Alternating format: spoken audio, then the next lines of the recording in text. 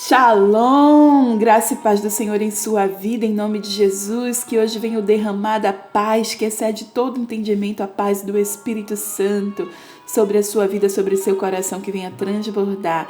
Graça e paz do Senhor em nome de Jesus, amém? Bom dia, princesa, bom dia. Você é agraciada do Senhor, favorecida do Senhor. O Senhor ama você. Ele já te deu muitos livramentos e continua ali te protegendo, te guardando. Você é guardada de Deus, protegida de Deus. Amém? Estamos aqui no devocional 1 Coríntios capítulo 6, ele é bem curtinho, agora é bem poderoso, é power mesmo. Então, para não ter distorção da palavra, né? Para a gente não entender coisa errada e distorcer a palavra, vamos orar?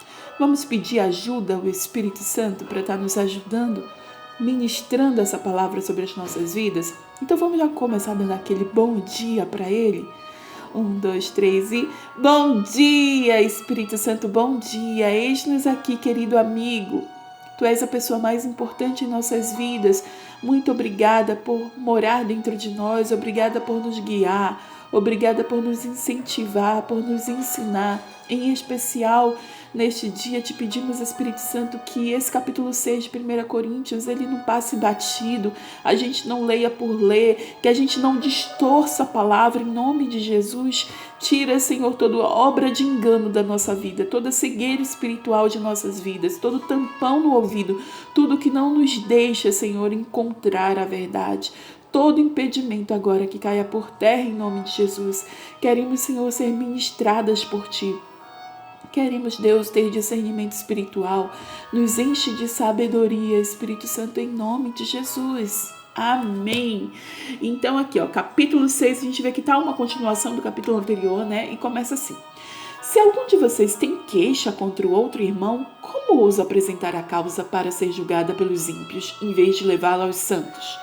Eita, Paulo já está dando bronca aqui, né, de estar envergonhando o evangelho, né, porque quando a gente faz uma coisa e expõe assim, em vez de resolver o negócio, vai levando, expondo, colocando para fora e vai acabar envergonhando, porque as pessoas vão apontar, esses aí não são os cristãos, aqueles que seguem Cristo, não diz que é crente, diz que é crente, está fazendo uma coisa dessa, diz que é crente, está falando isso, diz que é crente, está saindo na porrada. Eu lembro muito nitidamente uma vez que eu envergonhei o evangelho aqui na rua de minha casa. Eu quase não falava com ninguém da minha casa, mas estacionamento, né, a gente não tem, na verdade até hoje, onde estacionar o carro, né? Não tem uma garagem própria. Algumas vezes a gente alugou a garagem de alguém, mas muitas vezes a gente coloca na rua. E quando a gente coloca na porta de alguém na rua, para mim eu entendo que a rua é rua, né? Mas a porta a pessoa entende que é dela, que ninguém pode tocar. E então, algumas vezes eu me estressei com isso na rua e quase saí na mão com um cara que se achava o dono da garagem. E foi um pega pra capar. E no final eu descobri que tanto ele quanto eu servíamos ao Senhor, né? Estava servindo a demônio, né? Não estava servindo a Deus, não. Porque discutindo desse jeito, chamando a atenção da rua inteira, fazendo um barraco, tanto eu quanto ele. Eu não sei quem era pior ali, né? Mas eu e ele, cristãos, envergonhando o evangelho. Rapaz, eu tinha um ódio tão grande desse cara. E o Senhor me ministrou dias e dias para ir pedir perdão para ele. E quem disse que eu queria pedir perdão para ele, né? Quem disse? Eu ficava, não vou, e bati o pé, foi ele que errou, ele não deveria ter feito isso, e blá, blá, blá. Ele não deveria ter falado aquilo. E ele me insultou, e blá, blá, blá, e blá, blá, blá, cheia de argumentos, cheia de justificativa. Até que um dia eu não resisti mais e eu fui até ele. Algumas vezes eu procurei, ele tinha uma loja, né? Não é nem a casa dele, nem mora aqui. É uma loja. E aí eu ficava torcendo para ele não estar. E ele nunca estava. Umas 3 vezes eu fui e ele nunca estava na loja. E eu ficava, tá vendo? Eu já procurei, ele não tá, e não sei o quê. E uma vez eu vi ele estacionando na rua. E aí eu peguei, ok, tudo bem, vou lá. E eu fui falar com ele e a gente pediu perdão. Eu falei, né, pedi perdão e ele, tudo bem, beleza, tranquilo, né? Tipo, ele se achando certo da história, ficou tranquilo com isso, né? E beleza. E depois eu falei, vem cá, você é crente mesmo? E daí ele, pois é, né? Depois eu fiquei sabendo que você era também. Cada um ficou falando assim, envergonhado mesmo. Só que a gente fez um barraco publicamente e a gente conversou. Só tava eu e ele, ninguém viu. Então assim, foi muito feio, porque a gente envergonhou mesmo o evangelho. Eu acabei manchando meu currículo de crente desnecessariamente. E ele eu não sei, eu não conheço até hoje. Isso já deve ter uns 5 anos que isso aconteceu, não sei. Mas foi terrível, foi algo que realmente a gente podia ter se resolvido, né? A gente podia ter conversado, né? Crente ou não crente, as pessoas não têm o direito de ficar insultando a outra, de querer bater na outra, de querer ficar desafiando a outra, sabe? Ok, eu dizer assim, eu sou crente, mas eu não sou besta, mas também não precisa ficar levando para um nível que não é para levar, né? Nem eu, nem você, a gente tem o direito de ficar fazendo isso. E eu acredito que Paulo está falando sobre isso, né? Sobre essas questões de estar envergonhando o evangelho, de ter como resolver, de levar-os. Quando ele fala santos, mais uma vez ele se refere aqui a santos a pessoas, pessoas de Deus, pessoas que servem ao Senhor. Já falei que eu e você, nós somos santas lutando contra o pecado. E Paulo, ele nos chama assim o tempo todo. Você precisa entender isso, você é santa. Uma santa que luta todos os dias contra o pecado. E eu não sei quantas vezes no dia o pecado ganha ou a sua santidade que vai ganhar. Mas essa é a realidade. Então Paulo está aqui bem irritado, falando justamente dessa situação. Bom, aqui ele está falando, julgado pelos ímpios em vez de levá-lo aos santos?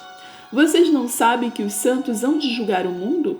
Se vocês hão de julgar o mundo, acaso não são capazes de julgar as causas de menor importância? Vocês não sabem que haverão de julgar os anjos? Quanto mais as coisas desta vida. Portanto, se vocês têm questões relativas às coisas desta vida, designem para juízes os que são da igreja, mesmo que sejam os menos importantes. E eu digo isso para envergonhá-los. Acaso não há entre vocês alguém suficientemente sábio para julgar uma causa entre irmãos? Mas ao invés disso, um irmão vai ao tribunal contra outro irmão. E isso diante de descrentes. Paulo está extremamente irritado com essa situação, né? De ficar criando picuinha, problemas, né? Podendo ter resolvido. Versículo 7. O fato de haver litígios entre vocês já significa uma completa derrota. Litígios, né? Assim, de haver desavenças, problemas, coisas para resolver, já é uma derrota, né? De você e seu irmão já ter esse problema já é uma derrota. Por que não preferem sofrer a injustiça? Por que não preferem sofrer o prejuízo? Em vez disso, vocês mesmos causam injustiças e prejuízo, isso contra seus irmãos. E Paulo está falando uma coisa aqui que a gente tem usado bastante, né? Que a gente fala assim, entre ter razão e ser feliz, eu prefiro ser feliz. E é isso que Paulo está dizendo aqui. Olha, por que você não sofre injustiça? Em vez de se achar o certo, de querer fazer as coisas certas, de provar para as pessoas que você está certo, por que você não sofre a injustiça? Deixa a pessoa achar que ganhou, que está tudo certo, que está tudo tranquilo, está tudo lindo. Por que você não fica com prejuízo, em vez de ficar envergonhando o nome do Senhor? Versículo 9. Vocês não sabem que os perversos não herdarão o reino de Deus? Não se deixe enganar, nem os perversos, nem imorais, nem os idólatras, nem os adúlteros, nem os homossexuais passivos ou ativos, nem ladrões, nem avarentos, nem alcoólatras, nem caluniadores, nem trapaceiros herdarão o reino de Deus. E assim foram alguns de vocês, mas vocês foram lavados, vocês foram santificados, foram justificados no nome do Senhor Jesus Cristo e no Espírito do nosso Deus. Paulo está trazendo aqui à tona, né, quem de repente eu ou você, nós éramos, né, porque ele falou aqui uma espécie de um monte de coisas que de repente muitos de nós éramos, mas nós precisamos lembrar que nós já confessamos esse pecado, que já fomos libertas, já fomos tratadas e curadas, somos lavadas pelo sangue de Jesus, nós somos santificadas e é por isso que ele chama de santa, né? Você é santa do Senhor, já é justificada pelo nome de Jesus, já tem o Espírito Santo de Deus dentro de você, amém? Então ele fala aqui sobre os enganadores, os perversos, os imorais, idólatras, adúlteros, homossexuais, avarentos, ladrões, alcoólatras, caluniadores, trapaceiros. E eu vou te falar aí, uma grande parte dessas coisas aí eu era, viu? Acho que 85%, se não 90%, quase 100% das coisas aí, viu? Misericórdia. E glória a Deus, porque onde abundou o pecado, superabundou a graça de Deus. Vamos seguir aqui, tá acabando, Falta pouquinho para acabar esse capítulo. Tudo me é permitido, mas nem tudo me convém. Tudo me é permitido, mas eu não deixarei que nada me domine. Olha, esse versículo é chave em nossas vidas, né? Porque muita coisa a gente pode fazer, mas nem tudo é bom para que a gente faça, né? Tudo é permitido que a gente faça, mas nem tudo convém. Então, assim, chega de ficar se justificando, fazendo as coisas se justificar. Nem tudo você deve fazer, né? A gente precisa, não precisa deixar que essas situações nos dominem. Mesmo que seja permitido, a gente não precisa ser dominado. Mesmo que eu possa beber, eu não vou encher a cara, sabe? Acabar com o meu cérebro, com o meu corpo, sabe? Com a minha reputação, com tantas coisas. Mesmo que eu possa, não posso deixar que as coisas me dominem. Tem um ditado que diz que a oportunidade faz o ladrão, mas você que já está em Jesus Cristo, mesmo que você tenha oportunidade, você não vai roubar. Mesmo que você veja ali um iPhone dando sopa, você não vai pegar. Mesmo que você veja ali uma mala de dinheiro, não é sua, não pertence a você, você não vai pegar. Então, assim, tem muitas situações que a gente precisa saber. Tudo nos é permitido, mas nem tudo nos convém. Não deixe que isso domine você, em nome de Jesus. Amém? Versículo 13. Os alimentos foram feitos para o estômago e o estômago para os alimentos, mas Deus destruirá ambos. O corpo, porém, não é para a imoralidade, mas para o Senhor, e o Senhor para o corpo. Por seu poder, Deus ressuscitou o Senhor e também nos ressuscitará. Vocês não sabem que os seus corpos são membros de Cristo? Tomarei eu os membros de Cristo e os unirei a uma prostituta? Rapaz, é forte que isso Paulo fala, né? Porque eu e você, nós somos do Senhor. E a gente vai pegar o nosso corpo, que é templo do Espírito Santo, para ir para um prostíbulo, para simplesmente fazer um sexo ilícito, só para matar o desejo da nossa carne? Então, assim, tudo nos é permitido, mas nem tudo convém. Porque a comida foi feita para o estômago para a comida, eu vou comer de tudo? Nós somos corpo. Nós somos membros de Cristo. E como membro de Cristo, como santidade real, a gente não vai se unir a uma prostituta para fazer a vontade da nossa carne, amém? E aqui ele fala, de maneira nenhuma. Vocês não sabem que aquele que se une a uma prostituta é um corpo com ela? Pois como está escrito, os dois serão uma só carne. Você sabe que isso está lá em Gênesis, né?